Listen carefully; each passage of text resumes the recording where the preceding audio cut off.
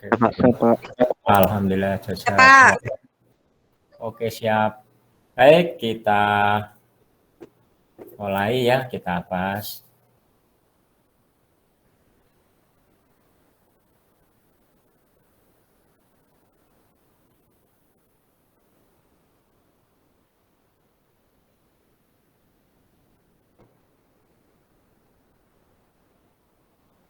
Mas Farel, ada Mas Farel ini?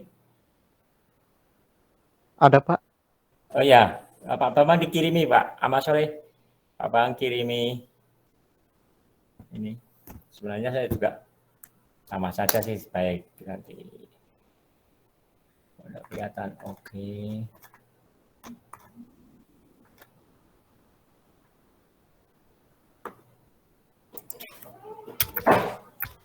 Pak, belum foto Pak? Belum. Belum, saya nggak ikut karena pembelajaran. Gimana ya? Kok nggak libur? Oke. Bismillah. Sebenarnya ada proses semuanya. Oke, bisa dilihat Kak?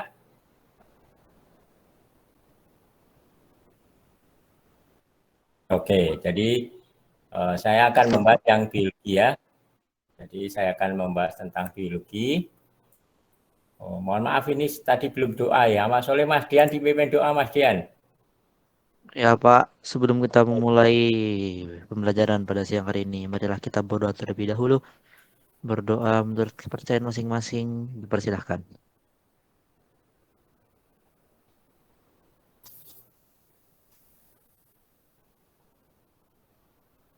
Amin. Berdoa selesai. Mau baik, kita mulai. Bismillahirrahmanirrahim. Anak-anak sekalian, kita akan membahas kisi-kisi. Semoga apa yang ada di sini kalian bisa ya. Semoga dan selalu berdoa ya, usaha dan berdoa. Baik, nomor 22 kita mulai biologi. Selalu berkaitan dengan simbiosis interaksi ya. Ini insya Allah bisa contohnya dan pengertiannya ya. Contohnya dan pengertiannya. Insya Allah ini bisa komensalisme. Contohnya apa Kak? Komensalisme. Halo, siapa bisa? Langsung aja. Dengan inangnya. Dengan pohon. Ya, anggrek dengan pohon inangnya. Sirih, ya. Tumbuhan paku, tumbuhan lumut, ya. Oke. Parasitisme. Penalu dengan inangnya. Ya, penalu. Apalagi yang tubuh manusia apa? Manusia sama nyamuk. Ya, apa lagi? Selain itu. Manusia sama kutu, Pak. Ya, kutu, apalagi yang di dalam manusia tubuh. sama cacing. Ya, cacing pita dan lain sebagainya ya. Mutualisme, contohnya apa? Kupu-kupu dengan bunga. Ya, kupu-kupu dengan bunga ya. Apalagi yang menguntungkan? Dengan kerbau. Ya, kerbau dengan burung dan sebagainya. Netralisme, ada kaitannya tidak netralisme? Tidak, tidak ada ya. Kalau netralisme ini artinya tidak ada kaitannya. Ya. Misalnya kupu-kupu dengan kambing, nah, sama wilayah yang sama gitu ya. Nah, tidak ada kaitannya. Baik, netral. Kita lanjut ke nomor 23. Ini ada ekosistem sawah. Kalau capungnya mati, apa yang terjadi? Capungnya mati, apa yang terjadi? Halo? Padi bertambah. Padi tambah banyak. Ya, yang turun apa? Kakak. Kata ya. Yang belalang tidak kaitannya karena tidak ada panah ini ya. Kalau tikus mati apa? Apa yang terjadi? Padi naik, ular turun. Ya, padinya tambah banyak, ularnya menurun. Nah, ini ya, jadi kalau misalkan ularnya mati, nah, yang di bawahnya ini jadi banyak ya, karena puncaknya di ular ini ya, misalkan gitu. Kalau tumbuhannya mati, ya cutel ya, tidak ada makhluk hidup berikutnya karena dia sebagai produsen gitu ya. Oke, lanjut. Sebutkan dan kasih contoh ciri makhluk hidup ya. Ciri-ciri makhluk hidup ya, ini berkaitan dengan ciri-ciri makhluk hidup, berkembang biak dan lain sebagainya. Insya Allah bisa. Kalau kita berkedip itu apa? Kita mau ada apa ya, kapur, kita apa ngajar kena kapur, apa ya, bergerak atau menanggapi rangsang. Kalau kita berkedip, menanggapi rangsang, seperti daun putri malu disentuh, itu adalah menanggapi rangsang. Bisa bergerak tapi bisa karena tumbuhan kan ya. Lanjut ya, sebutkan macam dampak dan pencemaran udara oleh dan polutannya. Mas Ibra bisa mengikuti Mas Ibra? Bisa, Pak. Ya, bisa, alhamdulillah. Coba saya tanya yang nomor 23 ini. Kalau tikus mati apa yang terjadi?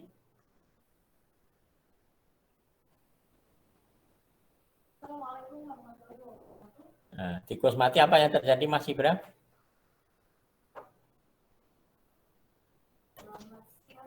Bisa dilihat ke tayangan saya ini, Mas Ibra? Bisa, Pak. Nah, kalau tikusnya mati, apa yang terjadi?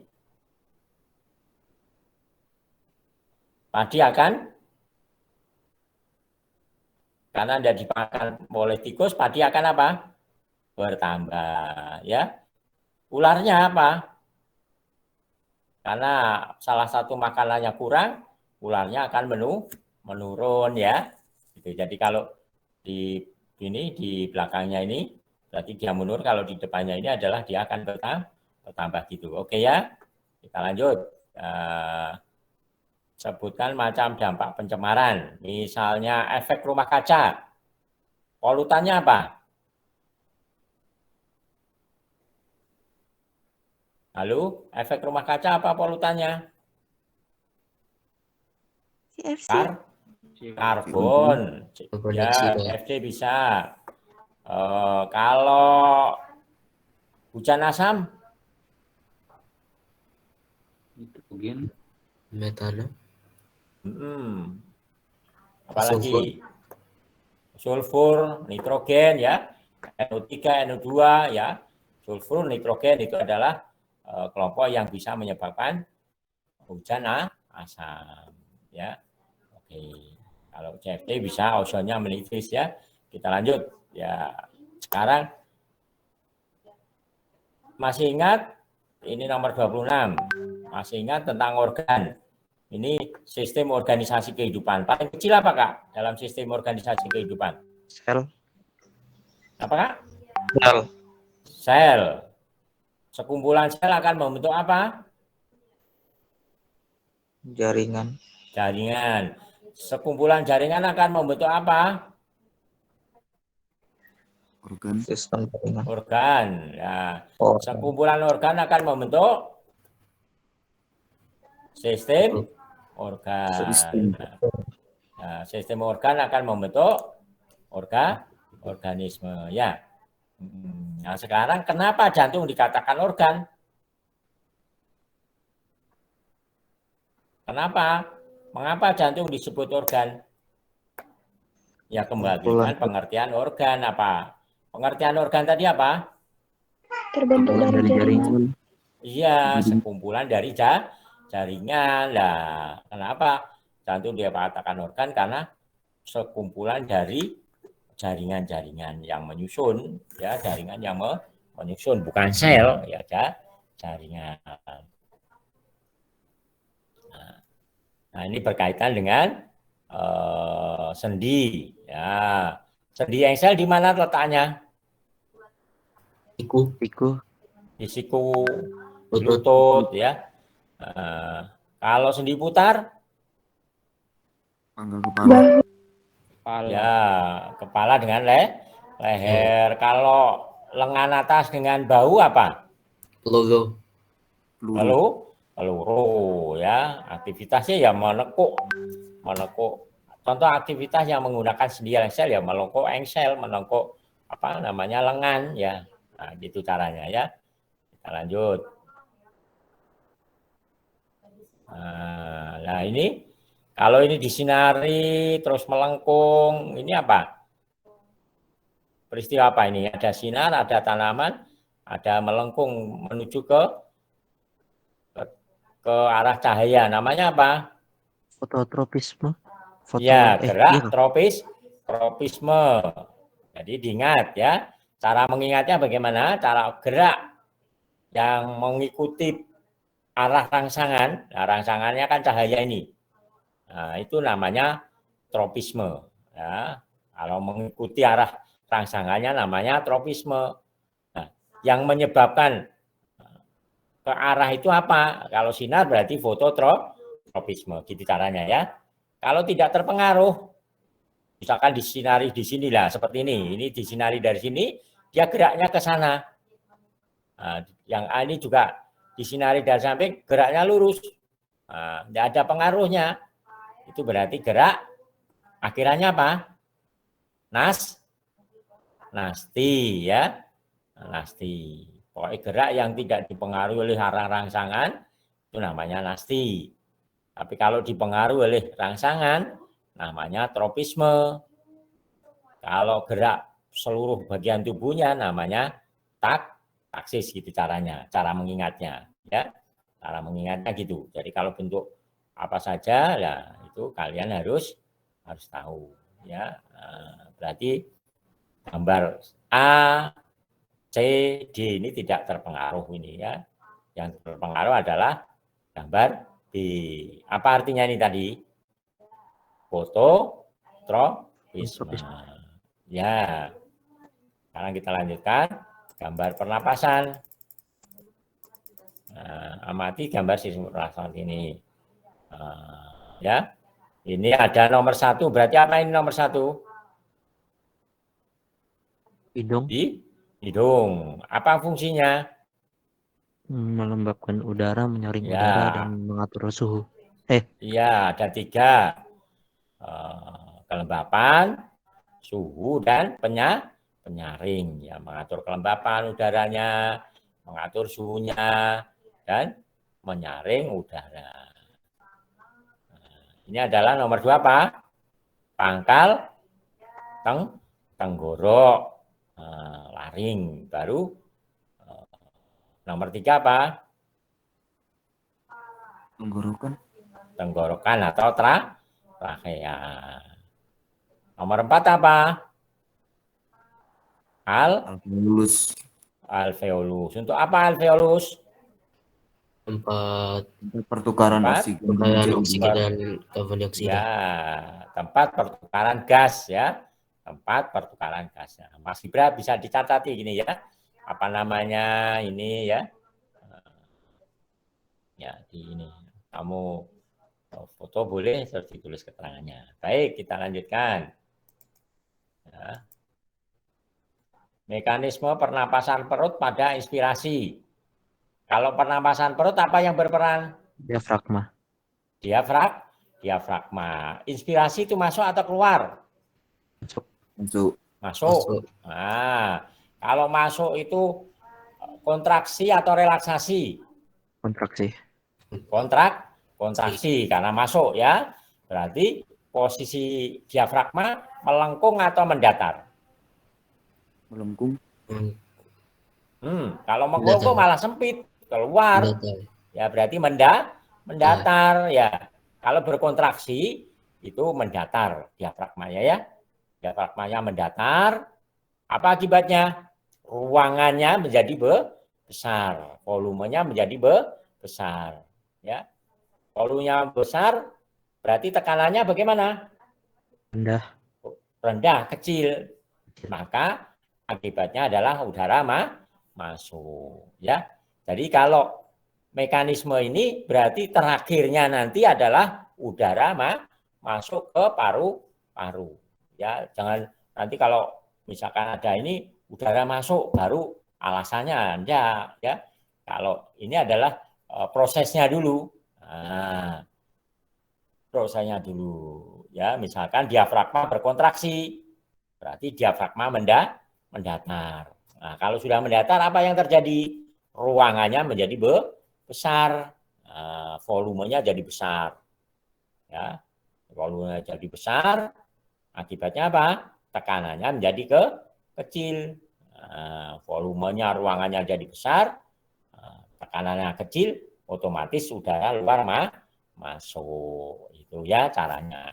Kalau aspirasi ya nanti yang terakhir adalah udara dari paru-paru keluar gitu ya. Gitu. Jadi kuncinya inspirasi ekspirasi itu adalah terakhirnya ya.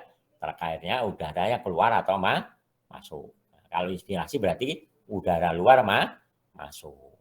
Ya, jangan udara luar masuk. Ini terus rongga dada besar kan, enggak pas gitu ya. Jadi karena diafragmanya berkontraksi, dengan berkontraksinya diafragma, maka diafragma akan mendatar, ruangannya jadi besar, tekanannya jadi kecil ya. Maka udara luar masuk ya.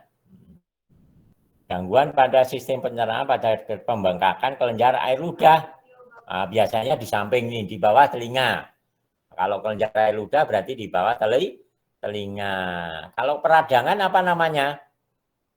Diakhiri apa kalau peradangan? Nah, ini pembengkakan kelenjar air ludah yang berada di bawah telinga disebabkan oleh virus. Biasanya apa namanya?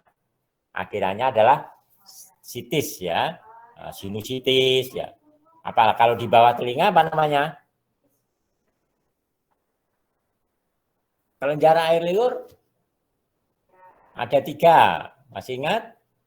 Di bawah lidah, di rahang bawah, dan di bawah telinga.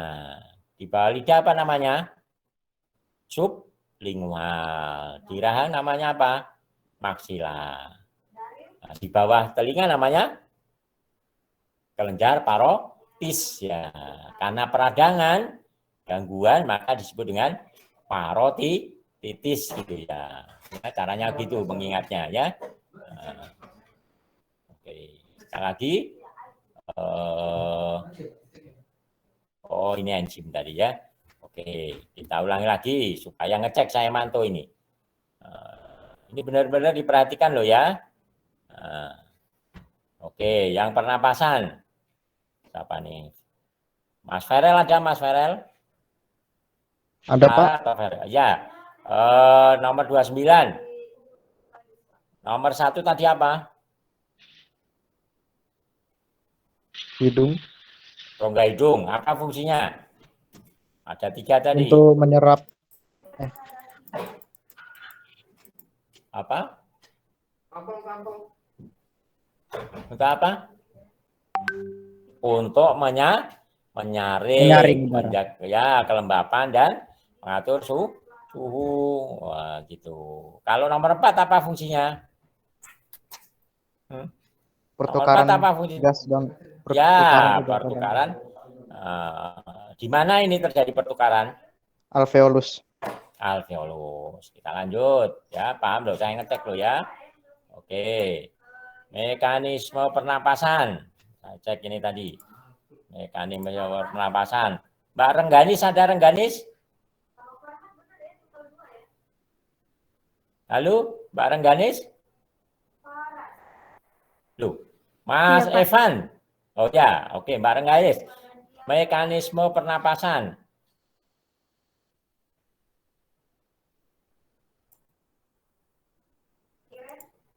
Mekanisme pernapasan.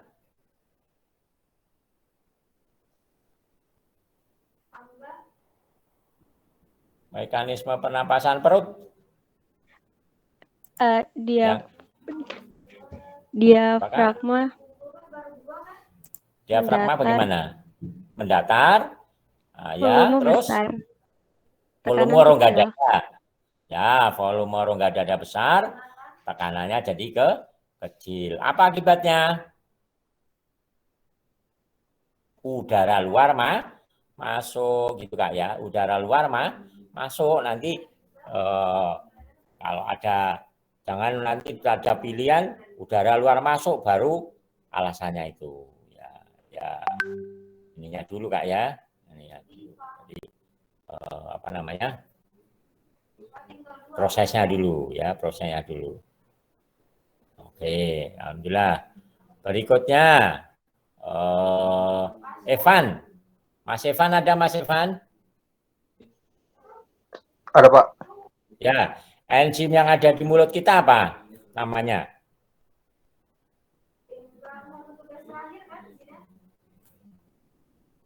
Jalin kok Pak. Ya, petialin. Ya. Kalau di lambung kita, Pepsin. pepsin. Untuk apa pepsin?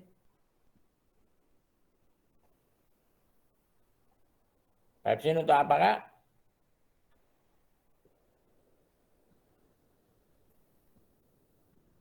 Pepsin, sin. Nah, pepsin, tripsin. Nah, mengubah protein menjadi lebih kecil lagi, pepton ya. Nah, ya, mengubah protein menjadi pepton. Apa? Sin itu ya. Itu adalah protein. Nah, baru ke tripsin. Apa fungsinya enzim tripsin? Ya, Mbak Carolina? Ada Carolina? Iya, Pak. Apa fungsinya tripsin? Memecah, sama seperti pepsin tadi. Nah, karena pepsin tadi protein menjadi pepton, ini pepton menjadi asam amino. Ya, protein menjadi asam amino bisa, atau protein menjadi pepton ada ya. Pokoknya berkaitan dengan protein ya. Kalau berkaitan dengan karbohidrat tadi apa? Petialin ya. Apalagi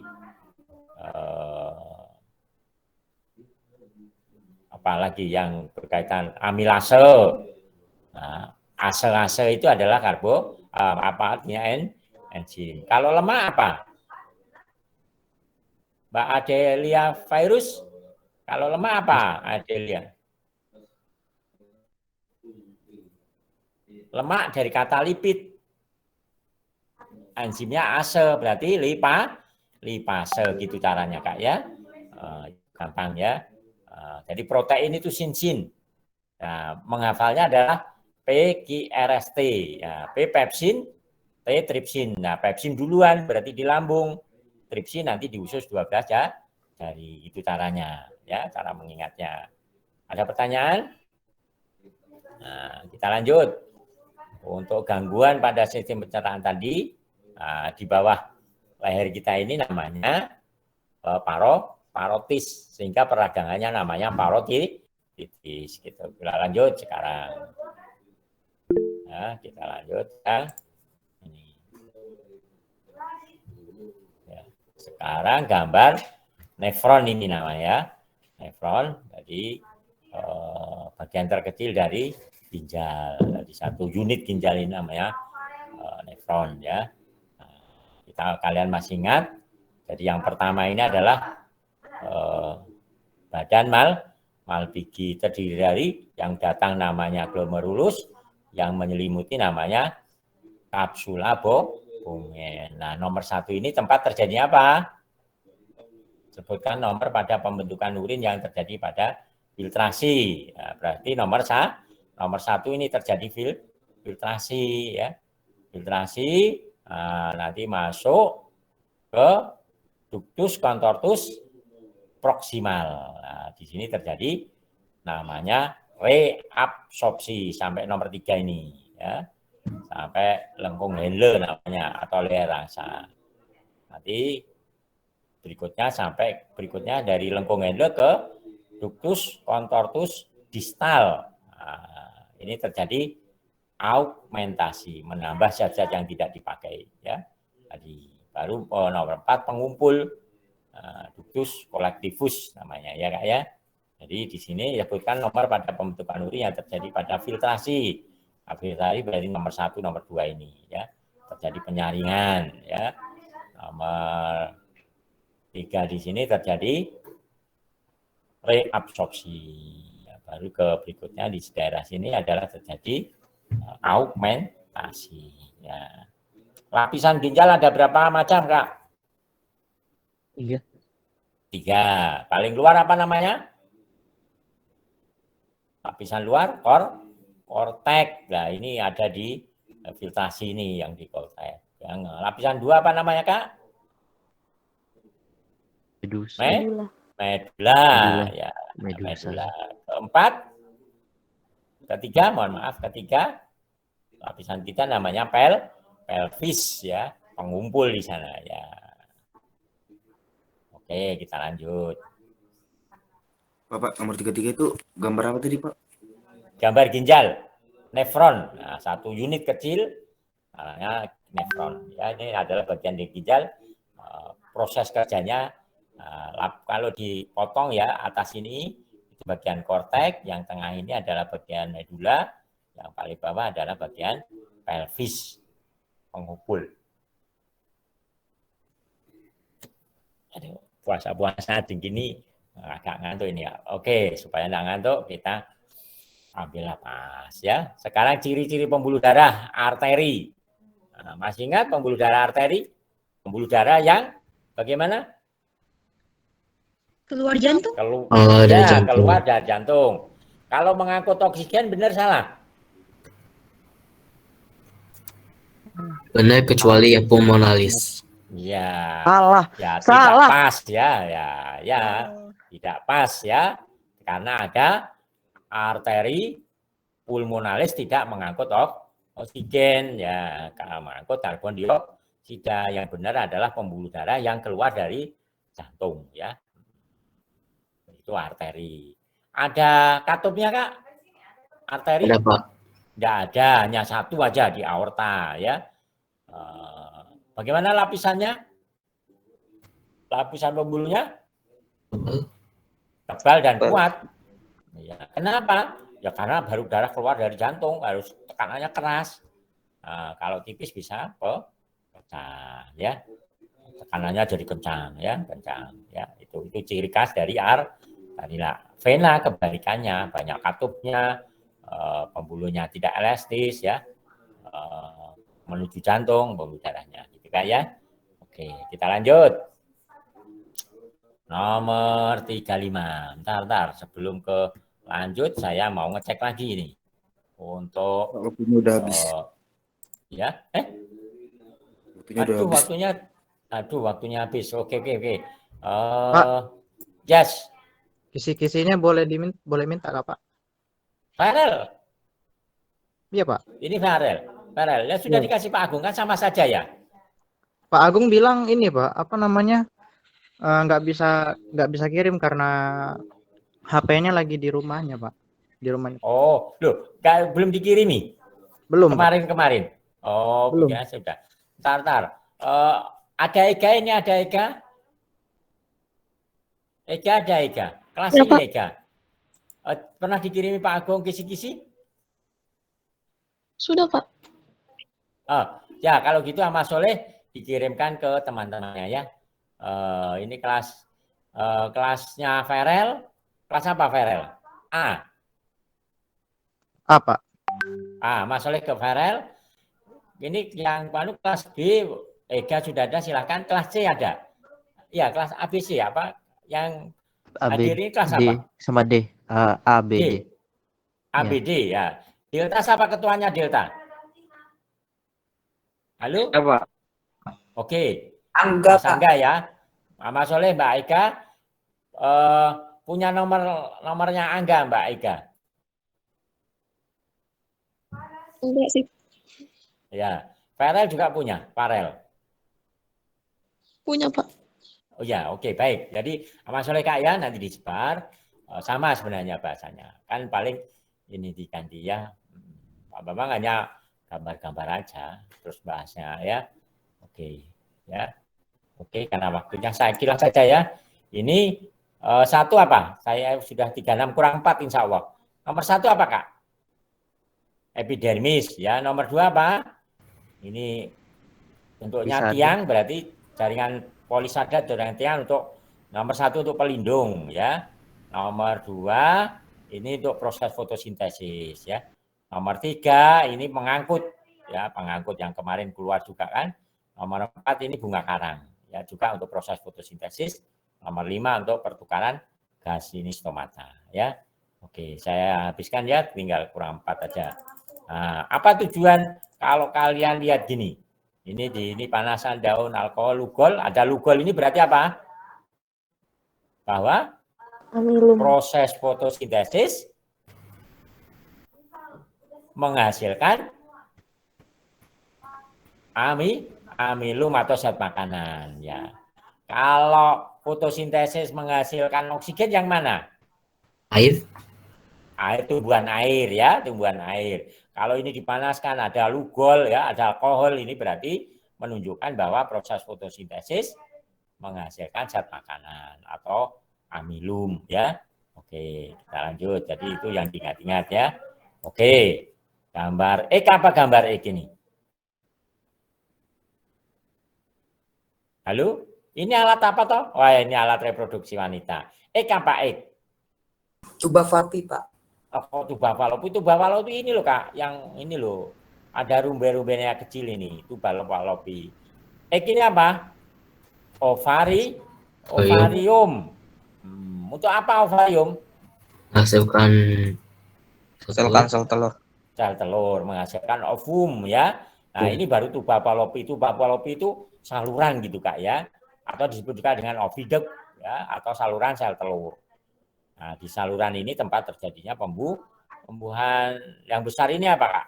Yang badannya besar ini. Ini adalah rahim atau uterus. Nah, jadi sel telur yang sudah dilepas, ditangkap oleh tuba fallopi corongnya ini, masuk ke tuba fallopi atau oviduct atau saluran sel telur. Nah, masuk ditempelkan di rahim ini. Nah, sehingga kalau tidak dibuai, tidak terjadi pembuahan, maka meluruh, ya gitu. Oke, masih 2 lagi. Nah, ini gambar penyerbukan. Kalau yang nomor 1 aja ini namanya apa? Penyerbukan apa? Penyerbukan sendiri. Sendiri. Kalau ini masih dalam satu pohon, lain tangkai, berarti apa? Tetangga. Kalau misalkan nomor 3 itu, yang 1 dengan yang 2 ini, terjadi penyerbukan. Namanya apa? Silang. Kalau misalkan gambarnya tidak merah tetapi hitam, bunganya warna hitam, bastar. Bisa ya? Bisa. Oke, 39. Ini persilangan apa ini? Mono atau di? Di, karena ada 4 huruf ini kan. Ada 4 huruf, itu namanya dihibrida. Masih ingat perbandingannya Kak? 9:3 Iya, 9, 3, 3, 1. Bisa mencari persentasenya Mas Andra? Bagaimana cara mencari persentase yang 9? 9/16 kali 100. Ya, 9 kali 6/16 kali 100%. Yang punyanya 9 itu yang apa? Yang buah besar rasa manis. Secara umum aja dulu. Secara umum apa? Dominan. Ya, yang dominan. Kalau yang di sini dominan apa? Buah besar, rasa manis. Kalau buah kecil, rasa masam, berapa perbandingannya? 1. Berarti berapa persen? 1 dibagi 16, 1/16 kali 100%. Ya, itu caranya. Bisa ya? Oke, sebutkan produk makanan yang menggunakan mikroorganisme. Saccharomyces cerevisiae. Cerevisiae apa? Saccharomyces berarti apa? Kelompok tape ya. Lactobacillus sillinum. Nata de coco. Kalau Aspergillus wenti, kecap. Kalau Rhizopus, tempe ya. Jadi tahu ya. Oke, kuncinya insya Allah kalau kalian belajar ini tadi sambil ditulis, oh Saccharomyces misalkan tape atau apa roti bisa ya. Nah, gitu ya, bisa perbandingan tadi. Nah, gitu caranya ya, insya Allah Kalau kalian diulang-ulang, Mas Soleh nanti Mbak Eka dikirim ke teman-temannya ya. Demikian dari Pak Bawan. Mudah-mudahan Allah beri kemudahan, kelancaran, kebarokahan. Kok diam? Amin. Ya didoakan Pak Bambang kok diam. Amin Kak, gitu jawabnya ya. Oh, kok jangan diam Kak, didoakan Pak gurunya. Amin Pak Bambang, gitu ya. Oke, ya, Mas Soleh ya, dipersiapkan ya. Nanti bisa kalian tanya ya. Misalkan dalam ini kecuali kalau pas saya buka ya, kadang-kadang full pulang gini ke kebun, ke belakang rumah maksudnya ya, nggak lihat HP. Lihat HP baru berbuka, mau buka baru lihat HP. Begitu juga Isya sampai jam 10, jam 11 itu baru pulang. Karena mengaji, kadang-kadang nggak lihat-lihatnya mau tidur. Oh, kok ada pertanyaan? Ya, gitu ya, Mas Soleh. Tidak apa-apa, Kak, ya. Kami siap untuk menjawab pertanyaan-pertanyaan yang kalian kirimkan, ya. Demikian, mudah-mudahan Allah beri kemudahan, kelancaran, kebarokahan. Wassalamualaikum warahmatullahi wabarakatuh. Waalaikumsalam warahmatullahi wabarakatuh. 42 ya, jadi berapa ini? Kali berapa ini? 900 ya? Ya. 900 ditambah 42, jadi berapa nih? 942 sekon. Itu 942 sekon ya. Nomor 2. Perhatikan rumus zat berikut yang merupakan pasangan molekul unsur dan molekul senyawa. Yang tepat adalah, itu sudah ada ya. Yang molekul unsur yang mana? Ayo, siapa yang tahu?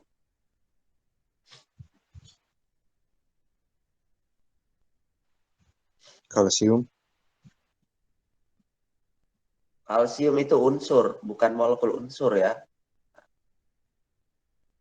Kalau molekul itu dia setidaknya ada dua atom yang berikatan ya.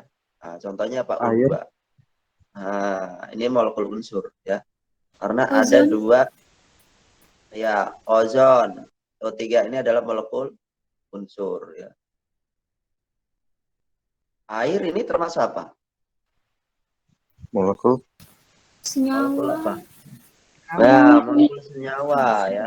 Molekul senyawa. Ya, karena apa? Molekul senyawa itu tersusun dari unsur yang berbeda. Misalkan A dan B.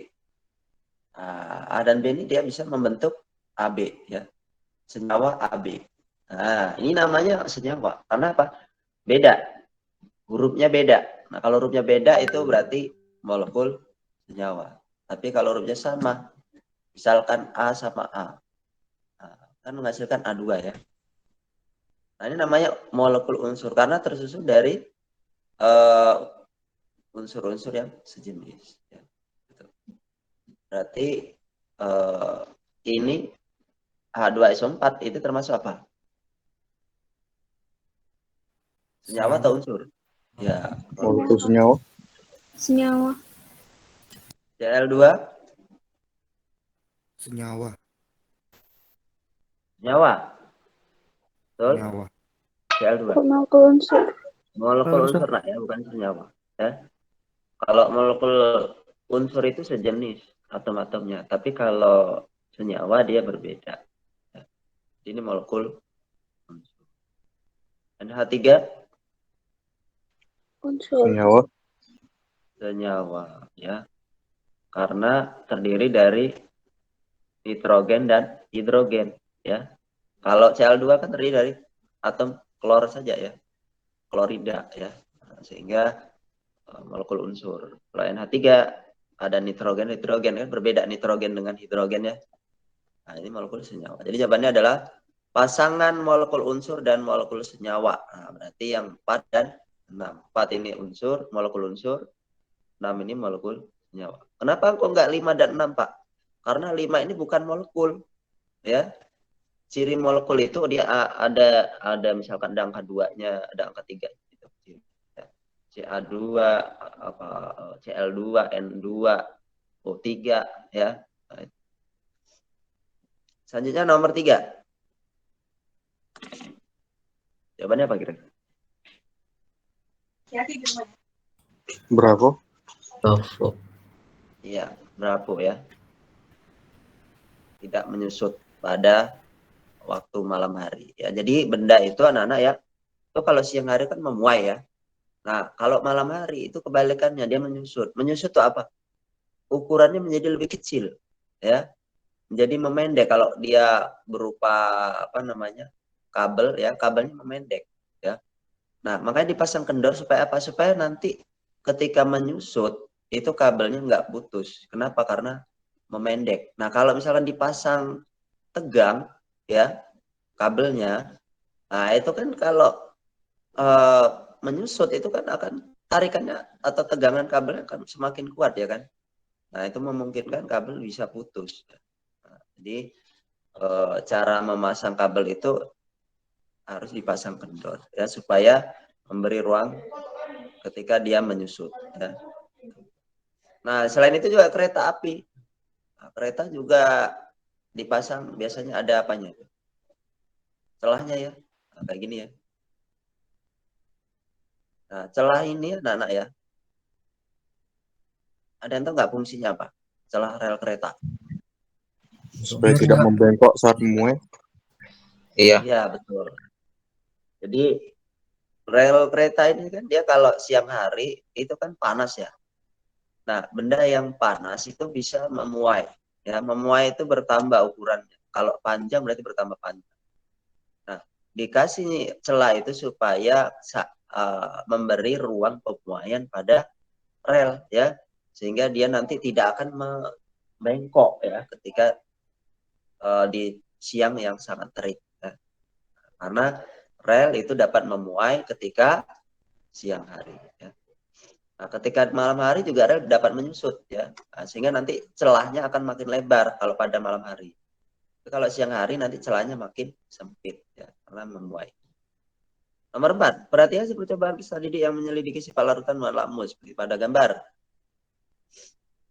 Nah, larutan yang tepat berdasarkan hasil pengujian tersebut adalah, nah, yang satu itu larutan apa? Netral. Netral. Netral ya, betul. Kalau netral dia tidak mengubah warna lakmus. Kalau yang nomor 2 apa? Asam. Asam. Asam. Cirinya dia kalau lakmus biru dimasukkan ke dalam larutan dia menjadi merah, oh berarti asam ya. Kemudian nomor 3 Basah. basah ya. Kalau lakmus merah dimasukkan ke dalam larutan dia menjadi biru, nah itu basah ya. Kira-kira mana yang tepat? Bravo. Bravo kayaknya, Pak. Iya betul, bravo. Air garam itu merupakan larutan garam ya, bersifat netral. Asam sulfat ini bersifat asam. Air sabun ini adalah basah ya. Ciri dari basah itu kan dia licin, dia bisa di kulit. Nah itu berarti dia termasuk basah. Cuka dapur ini asam ya. Obat mah ini basah. Kemudian air mineral ini netral ya. Nomor 5, perhatikan contoh peristiwa berikut. Dari contoh yang termasuk peristiwa perubahan fisika yang mana? 3. Nomor 3, Pak. Ya, nomor 3 ya. Kalau roti kadaluarsa itu kan dia berjamur ya. Kalau ciri perubahan kimia itu kan fermentasi, kemudian perkaratan ya, Pembusukan. kemudian pembakaran, apalagi pembusukan ya. Nah, itu adalah ciri dari perubahan kimia. Kalau perubahan fisika ciri apa? Perubahan ukuran ya, perubahan bentuk, perubahan wujud ya. Nah, kalau dalam hal ini nomor 3 ini perubahan ukuran ya. Kalau kita numbuk kopi kan kopinya tetap ya kan, baik warnanya, baik rasanya ya, maupun baunya ya. Nah, tidak mengubah susunan kimia kopi ya kalau ditumbuk. Beda kalau kopi itu dibakar. Nah, dibakar sampai gosong. Ya, tentu akan berubah ya gitu. Nah, ini perubahan kimia. Tapi kalau ditumbuk dia akan menjadi ukuran lebih kecil, nah, sehingga perubahan fisika ya. Daun tua ini perubahan kimia ya. Daun tua itu kan dia berwarna coklat. Kenapa? Karena klorofilnya banyak yang mati ya. Jadi zat yang menyebabkan daun berwarna hijau itu kan klorofil anak-anak ya. Nah, ketika klorofil banyak yang mati, nah itu berarti dia akan berubah menjadi coklat ya. Gergaji yang berkarat, nah jelas ya, perkaratan. Nomor 6. Jawabannya apa? Charlie. Charlie. MSG itu penyedap ya, monosodium glutamat ya. Dia membuat makan menjadi gurih. Nah, jadi bukan pengawet. Aspartam itu dia pemanis, dia bukan pengawet ya. Jadi kira-kira apa yang betul? Delta ya, betul. Formalin, borak, dulsin. Nah, ini adalah pengawet yang berbahaya ya, nggak boleh ya dikonsumsi karena bisa menyebabkan kerusakan organ tubuh ya. Nomor 7. Mana ciri planet yang sesuai? Berapa? Ya, betul. Venus planet yang memiliki temperatur paling panas ya. Suhunya 470 lebih ya derajat Celcius. Karena di dalam planet Venus terdapat atmosfer yang berupa gas rumah kaca ya, yang ini merangkap panas matahari yang masuk ke Venus ya. Jupiter planet terbesar di tata surya, betul ya. Kalau Mars betul planet merah, cuma Saturnus ini bukan planet terbesar dalam tata surya. Merkurius planet yang dekat dengan matahari, betul. Uranus planet orbitnya terletak Mars dan Saturnus. Nah, padahal Mars dan Saturnus itu apa? Orbit planet apa antara Mars dan Saturnus? Jupiter ya, bukan Uranus. Mars yang 2/3 bagiannya terdiri dari air. Nah, ini kurang tepat ya. Ini bumi ya. Kalau di Mars itu tidak ada air. Neptunus planet amorfnya sebagian besar dari hidrogen ya, betul. Nomor 8. Dalam sehari-hari kita sering menggunakan pesawat sederhana seperti pada gambar. Nah, pesawat sederhana jenis apa itu? 1. Apa? Ya, kan banyak pesawat sederhana. Ada pengungkit, ada bidang Tuas. miring. Ya, tuas atau pengungkit. Ini pesawat sederhana namanya tuas atau pengungkit. Ya. Nah, pengungkit itu kan ada berapa jenis ya? Ada banyak jenis. Ada 1, 2, 3. Nah, kalau di sini kan tuas jenis berapa ini? Jenis 1. Jenis 1, betul. Ya, jenis 1. Nah, titik tumpunya di sini nih. Ya, kalau ciri tuas jenis 1 itu tumpunya di tengah. Nah, ini titik tumpu. Nah, ini adalah apa? Kuasa. Ya. Kuasa itu gaya yang dikerahkan oleh tangan kita. Ya, itu kuasa. Nah, yang ini. Nah, yang ini namanya beban. Ya. Jadi gaya kita dikerahkan untuk apa? Untuk memindahkan beban. Ya, itu berarti namanya titik beban. Ciri tuas pertama itu adalah titik tumpu berada di antara kuasa dan beban. Ya, jadi ini namanya tuas jenis 1. Ya. Nah, kira-kira mana yang tepat? Yang sesuai dengan prinsip pesawat sederhana di atas? Berapa? Berapa? Betul. Ya. Kenapa yang D bukan? D ini apa? Pesawat sederhana jenis apa nih D? Katrol, betul ya. Katrol ya. Kemudian yang C apa ini? Kampak. Bidang miring, betul. Kemudian yang ini adalah tuas 1, betul ya. Titik tumpunya di mana di sini? Ini tumpu. Kuasanya di mana? Ini tangan kita yang dikerahkan untuk memotong, untuk memegang tangnya ya. Nah, ini adalah kuasa. Bebannya di mana di sini? Nah, untuk membuka apa sesuatu ya. Nah, ini beban. Nah, kalau yang ini apa? Yang A. Yang apa, nak? Tuas juga. Tuas juga, tapi tuas jenis berapa? 2. Iya, tuas jenis 2. Ya. Kenapa? Karena titik tumpunya di tengah nih, tumpu ya di tengah nih. Nah, ini tumpu. Kuasanya di sini. Bebannya di mana? Di sini nih. Nah, ini bebannya. ya. Digunakan untuk mengaitkan, untuk membuka botol itu ya. Kalau sorry. Titik tumpunya di tengah juga ya, sorry. Oh, ini terbalik anunya ya. Yang ini titik tumpunya di sini harusnya ya. Sorry, salah ya. Di titik tumpu. Nah, bebannya di sini ya. Nah, ini bebannya di sini. Jadi bebannya di tengah ya. Kelas jenis 2 kalau bebannya di tengah. Habis ini mungkin ada yang ditanyakan anak-anak. Nomor 8. Jelas? Nomor Jelas. 9. Mana yang masih resultan gaya yang sama?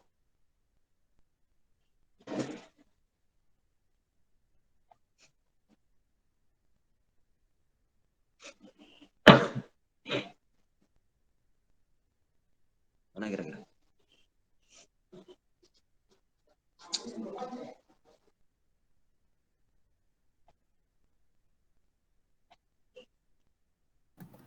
Dua. 2 sama berapa?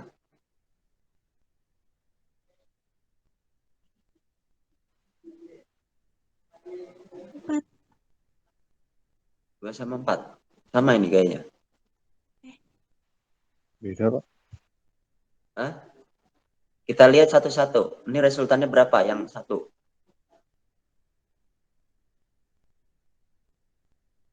Yang nomor 1.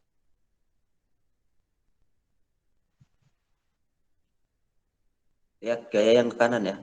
1, 2, 3 ya. Ke kiri ya. Nah, berapa totalnya itu yang ke kiri? 60.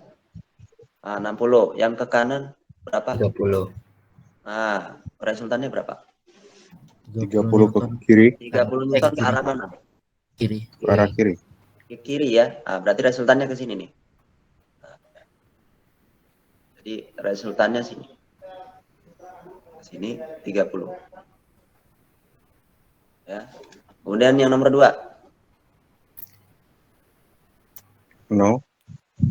15 ke kanan 20. 15 tambah 20 35. 35.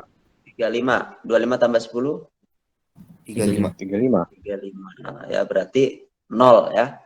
Ini 0 nih, diam dia. Nah, ini 0. Sigma F-nya 0. Ya, bendanya akan diam, tidak bergerak ya. Kemudian yang nomor 3 berapa?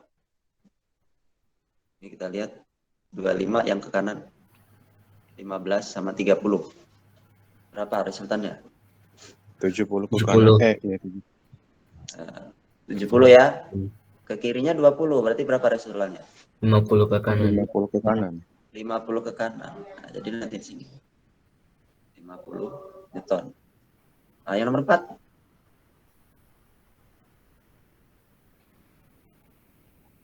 Ke kanan 15. Nah, yang ke kiri 25, 15, 5. Berarti berapa totalnya? 30. 45. 45. 45 ke kiri. 45 ke kiri. 45 30 kiri ya. ke kiri. 30 kiri. 30 ke kiri ya. Iya, betul ya. 30 ke kiri ya. Iya. Betul ya? Ya, Pak. Ya. Ya. 30 Newton ke kiri ya. Nah, ini ya. Berarti mana yang sama? 1 dan 4. 1 dan 4 ya. Oke. Selanjutnya nomor 10. Sebuah troli melintasi lintasan seperti berikut. Grafik V dan T. V terhadap T. Nah, menggambarkan gerak troli gimana? E ke Q gerak apa? Gerak lurus. Beraturan. GLB atau GLBB? GLBB. Nah, GLBB dipercepat atau diperlambat? Dipercepat. Tepat. Betul, V ke Q ini dipercepat ya. GLBB ya. Q ke R GLB. GLB. GLB, betul. Ya, stabil nanti kecepatannya. R ke S, GLBB lambat. Perlambat. GLB diperlambat. GLBB ya. Diperlambat. Nah, berarti nanti kalau dipercepat nanti grafiknya naik kecepatannya. V itu kan velocity ya, kecepatan ya. Nah, ini kecepatan. Nah, T itu waktu. Nah, jadi kalau kita lihat P ke Q harusnya naik ya. P ke Q naik, kemudian I ke R lurus, Mendatar. R ke ke R S turun. lurus, R ke S turun. Ya, jadi jawabannya mana? Ini ya, Bravo. Bravo ya. Pak, Paham, Pak. nomor 11.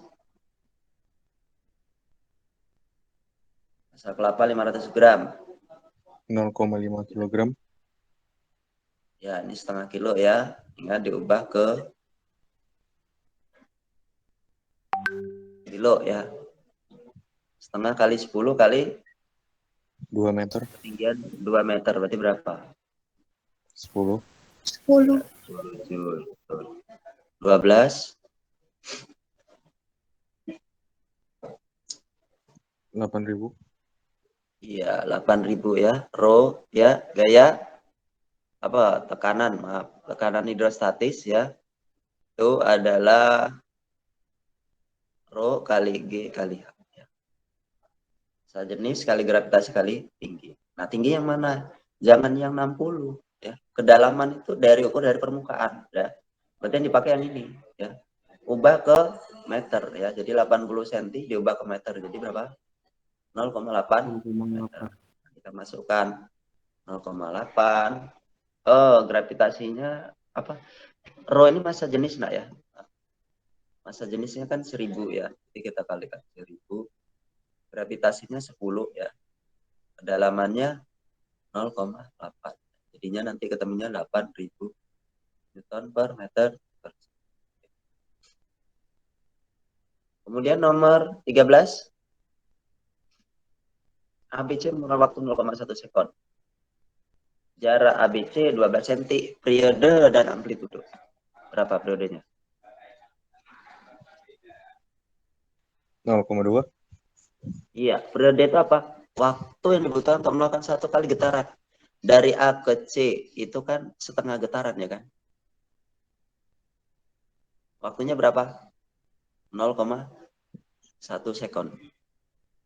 Nah, berarti kalau dia kembali lagi ya ke A lagi. Nah, ini namanya satu getaran. Nah, itu namanya periode ya. Nah, kalau dari A ke C 0,1 sekon, C ke A lagi berapa? 0,1 ya kan? Nah, 0,1 dan 0,1 berapa? 0,2 ya. Nah, kemudian amplitudonya berapa? 6 cm. Ya, 6 ya, setengah dari jarak A ke C ya. Nah, itu 6. Jadi jawabannya adalah nomor 14. Alat membunyi gema dalam sebuah kapal memasang pulsa bunyi. Jika gema diterapkan kapal 0,8 sekon, kecepatan berbunyi di laut 1.600 meter per sekon, maka kedalaman laut adalah 640. Iya, dari mana? Nah, V kali T bagi 2. Iya, V kali T. Jadi ketika sonar itu ditembakkan ya dari kapal menuju ke dasar laut ya, itu kan dia menempuh gerak bolak-balik ya. Nah, ini adalah waktu gema ya. Nah, ketika dia sonar ini ditembakkan kan gemanya itu kan dia udah menempuh 2 kali kedalaman ya. Nah, jadi 2H ya. Nah, jadi kalau ini H ya, berarti 2H itu sama dengan V kali T ya. Nah, T itu adalah waktu gemanya.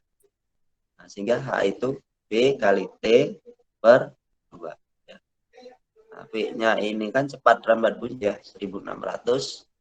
Waktunya 0,8 sekon dibagi dengan 2. Coret-coret 0,4. 0,4 kali 1600. 640 ya.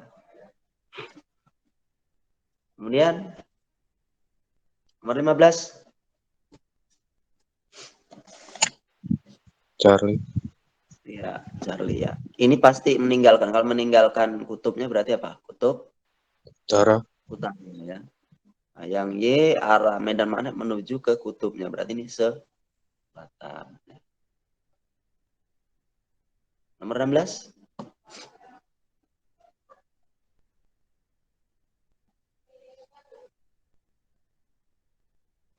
Bravo. Bravo. Coba kita lihat ya arah arusnya. Kalau ini kan elektromagnet ya. Nah, kita untuk mengetahui kutubnya kan harus tahu kaidah tangan kanan ya. Nah, ini kita harus tahu arah arusnya. Arusnya mengalir dari kutub positif ke negatif ya. Nah, berarti begini arah arusnya. Nah, ini ya. Kita lihat aja satu kabel aja yang paling kiri, yang paling gampang ya. Gunakan kaidah tangan kanan. Kemarin kan Bapak udah bilang ya. Kalau ada kawat lurus dialuri arus, maka di sekitar kawat akan timbul apa? Di sekitar kawat akan timbul apa? Medan magnet. Medan magnet, betul ya.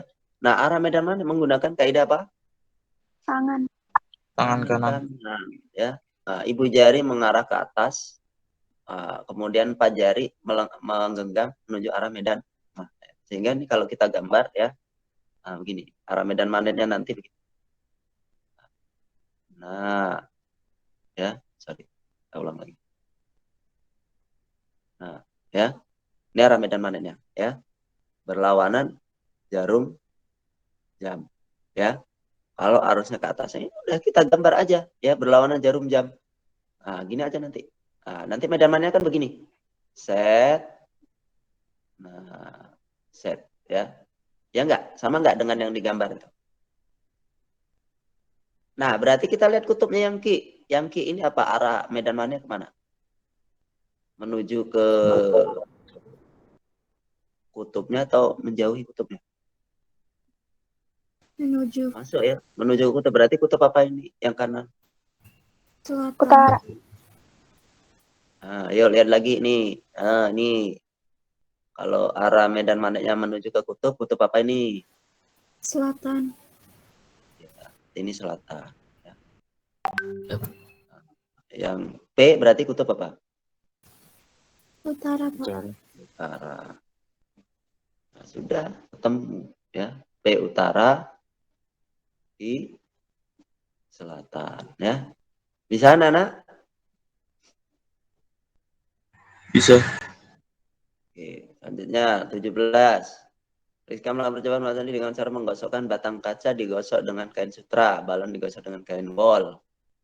Proses pembuatan listrik yang terjadi saat penggosokan adalah mana yang betul? Ini yang ditanya ini pernyataan yang tidak tepat ya. Nah, berarti yang mana?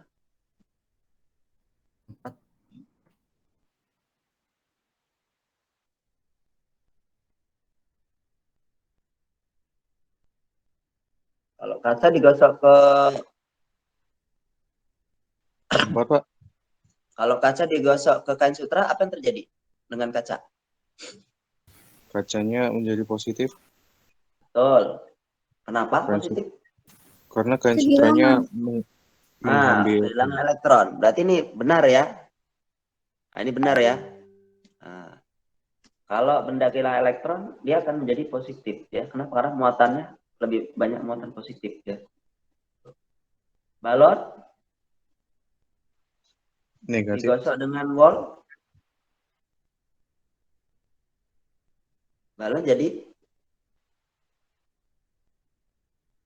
negatif, betul nggak? Betul. Betul, ya. Kenapa? Karena dia menerima apa? Menerima elektron. Dari mana? Dari kain wolnya. Dari kain wol, ya, betul sekali ya. Nah, ini benar. Kain sutra jadi negatif, betul ya? Karena apa? Dia menerima elektron dari kaca tadi, ya. Kaca tadi kan kehilangan elektron. Elektronnya menempel pada kain sutra ketika digosok ya. Nah, sehingga dia ini benar. Nah, kain wol negatif, betul nggak? Salah. Salah. Ya. Kenapa? Karena dia kalau menerima elektron dia harusnya ini ya,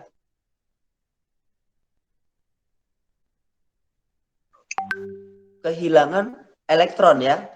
Kenapa? Karena ketika digosok dengan balon ya, kain elektron pada kain wol ini dia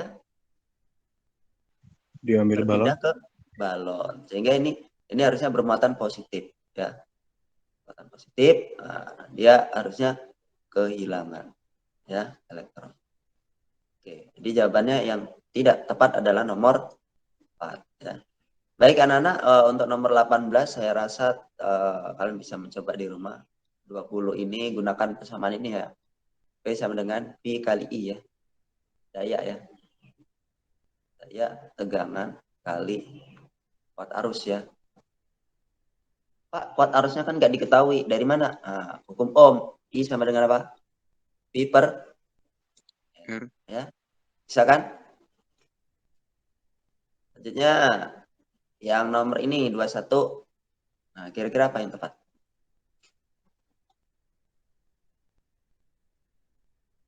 Mudah pecah, tidak tembus air, titik lembur rendah, keras, mudah terbakar. Mana yang tepat? Piring, betul nggak? Kalau piring dari keramik, Tidak mudah mudah pecah terbakar. nggak? Dikit lagi. Mudah. Dikit lagi, Pak. 1 nomor. Ya? Mudah pecah ya. Tapi apakah titik leburnya rendah? Tidak. Rendah, tinggi ya. Kalau keramik kan tinggi ya. Nggak gampang ini dia.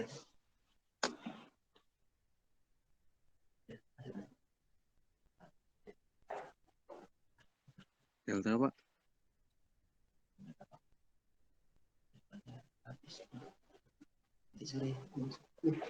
Ya, jadi jawabannya apa, Pak? Balon. Nah, balon betul nggak keras? Nggak mungkin ya. Balon kan lentur. Nah, kira-kira mana yang tepat? Ember ya ini, ya. Ingat-ingat ya, ini plastik ya. Plastik dia tahan air, mudah pecah, gampang terbakar ya. Ya walaupun keras ya, gitu. Baik, kita tutup anak-anak. Mohon ini kalian paham betul-betul ya. Karena soalnya ini kurang lebih akan seperti ini nanti ujian ya. Silakan Dean pimpin berdoa. Baik Pak, sebelum kita mengakhiri pembelajaran pada siang hari ini, marilah kita berdoa untuk kepercayaan masing-masing. Berdoa dipersilakan.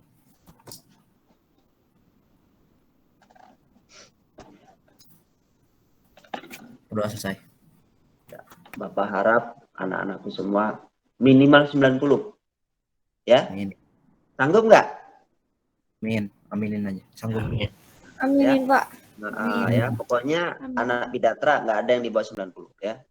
Karena semua soal-soal kisi-kisi ya, dan sering kita ulang-ulang ya, kurang lebih mirip seperti itu ya. Mudah-mudahan kalian mendapat ujian nilai ujian yang sangat memuaskan anak-anak ya, dan mendapat hasil yang optimal. Jangan lupa untuk berdoa, karena semua itu adalah ya tidak lain adalah kebesaran dari Yang Maha Kuasa ya. Kita tutup dengan Assalamualaikum warahmatullahi wabarakatuh. Waalaikumsalam warahmatullahi wabarakatuh.